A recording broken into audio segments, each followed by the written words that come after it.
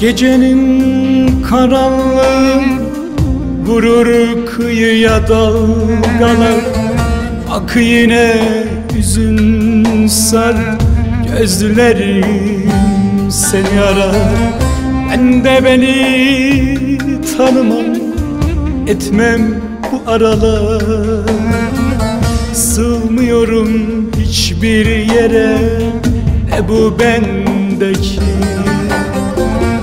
Ben de beni tanımam, etmem bu aralar. Sığmıyorum hiçbir yere, ne bu bendeki. Efil efil esen rüzgarın sesi, yosun kokusuyla denizin mavisi. Gecenin yarısı, sabahın beşi, düşünür dururum, ne bu bendeki. Efil efil esen rüzgarın sesi, yosun kokusuyla denizin mavisi. Gecenin yarısı, sabahın beşi, düşünür dururum, ne bu bendeki.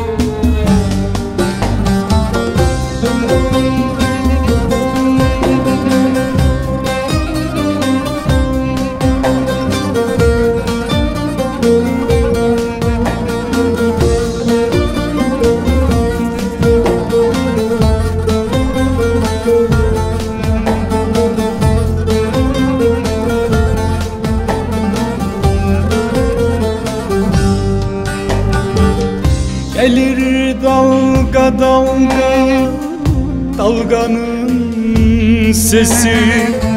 Gözümde hayali, elimde resmi.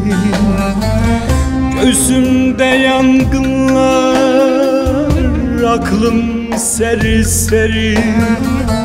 Nedir içimde kopar, ne bu bendeki. Göğsümde yangınlar, aklım serseri. Nedir içimde kopan, ne bu bendeki. Efil efil esen rüzgarın sesi, yosun kokusuyla denizin mavisi. Gecenin yarısı, sabahın beşi, düşünür dururum,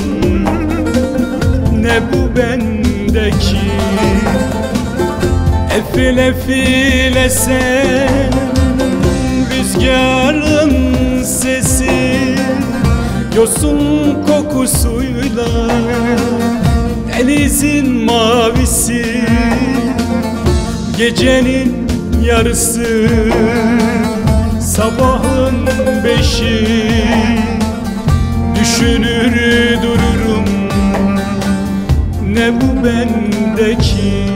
Alın dalgalar alın, atın beni bir kenara, belki bir karaya, belki de bir limana. Tükenmiş paketi, bu son sigara, içer dururum ne bu bendeki, ne bu bendeki. Kaybolmuşum şehrin ta ortasında, bilmem İstanbul'un hangi yakasında. Kalmışım aşk ile gurur arasında, çırpınır dururum ne bu bendeki, ne bu bendeki, ne bu bendeki.